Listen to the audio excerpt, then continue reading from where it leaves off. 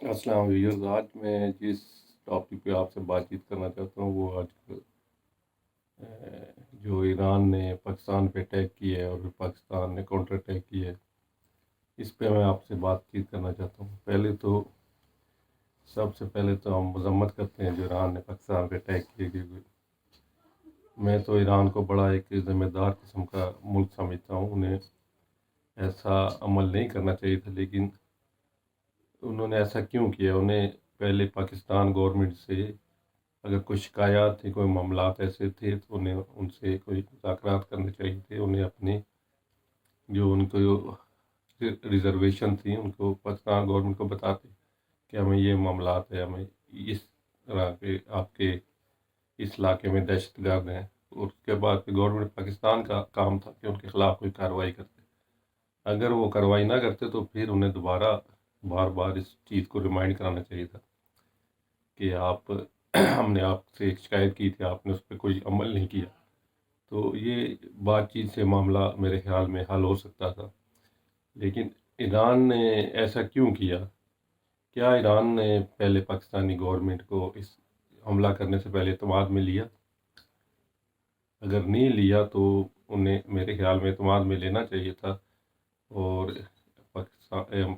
جو ایران ہے ایک ہمارا برادر ملک ہے، ہمارا پڑوسی ہے، ہمارے اس کے تعلقات بہت اچھے ہیں، تو انہیں ایسا نہیں کرنا چاہیے تھا۔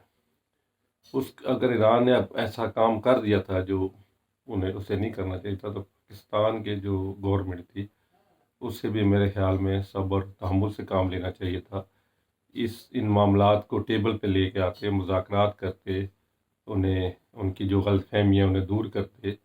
اور انہیں مجبور کرتے کہ وہ اپنے میڈیا میں جا کے یہ کہیں کہ ہم نے غلطی کی ہے، ہم سے غلطی ہوئی ہے، ہمیں گورنمنٹ آف پاکستان سے اس بارے میں پہلے مذاکرات کرنے چاہیے تھے، انہوں نے بتانا چاہیے تھا ہمیں کیا شکایات ہیں۔ اب جو اٹیک ہوا ہے، اب اس کے کیا اثرات ہوں گے؟ پہلی تو بات یہ ہے کہ پاکستان اور جو ایران ہے، اس کے ہمارے آپس میں جو عوام ہے ان کے آپس میں بڑا اچھے تعلقات تھے۔ میرے خیال میں اس حملے کے بعد اس تعلقات میں بھی، اور جو ہمارے لوگ پاکستانی ایران میں رہتے ہیں ان کے لیے بھی بڑے مسائل کھڑے ہوں گے، اور جو لوگ یہاں سے اسپیشل زیارتوں کے لیے جاتے ہیں ان کے لیے بھی مشکلات پیدا ہوں گی۔ مزید یہ کہ جو بھی دونوں گورنمنٹس ہیں اب ان کو آپس میں بیٹھ کے معاملات کو حل کرنا چاہیے۔ کسی اور دوسری طاقت کو اس میں شامل نہیں کرنا چاہیے، چاہے وہ امریکہ ہو، چائنا ہو، کوئی اور دوسرا ملک ہو، اس کو ان مذاکرات میں شامل نہیں کرنا چاہیے، کیونکہ یہ ہم دونوں ممالک کا آپس کا معاملہ ہے اور ہمیں اس میں مل بیٹھ کر حل کرنا چاہیے۔ میں ایک بات گورنمنٹ آف پاکستان سے بھی کہنا چاہتا ہوں کہ گورنمنٹ پاکستان بھی اپنے ملک میں اپنے لوگوں کو پلیز دہشت گرد کہنا چھوڑ دے، کیونکہ کوئی بھی معاملہ جب ان سے سنبھالا نہیں جاتا، کسی تنظیم کو معاملات ان کے حل نہیں کر سکتے ہماری گورنمنٹس، تو ان کو دہشت گردی کا نام دے کر ان کو لوگوں کے دلوں میں یعنی کہ نفرت پیدا کر دیتی ہے ان تنظیم کے خلاف۔ ان کے جو مسائل ہیں، مسئلے ہیں، وہ حل کرنے چاہیے، نہ کہ اس طرح کے اقدامات کر کے ان کو بالکل ہی اپنے سے دور کر دیا جائے۔ اس طرح تو جو لوگوں کے جذبات اور بڑھتے ہیں، ایسے لوگ جو پہلے ہی سمجھتے ہیں کہ ہمارے ساتھ زیادتیاں کی ہیں، خاص کر بلوچستان کے لوگ، تو اگر اس طرح کے معاملات آپ اس طرح ڈیل کریں گے تو ان کے دلوں میں اور نفرت پیدا ہوگی۔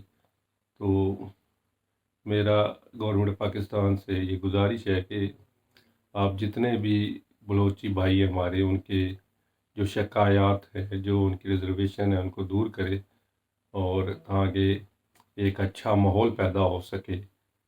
ہمارے لیے بلوچستان میں، تاکہ بلوچستان کے لوگ ہمارے جو گورنمنٹ ہے اور گورنمنٹ کے ادارے ہیں ان کو سپورٹ کرے، کیونکہ کوئی بھی ملک جب تک اپنے عوام ان کے ساتھ نہ ہو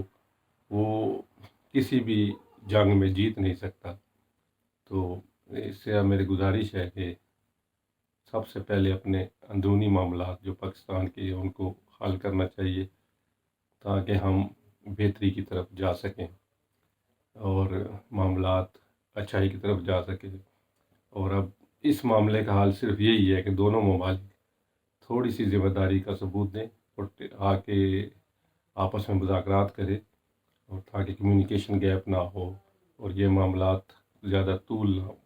پکڑے، کیونکہ آپ نے عام حالات میں دیکھا ہوگا جب کسی عام انسانوں کا بھی جھگڑا ہو،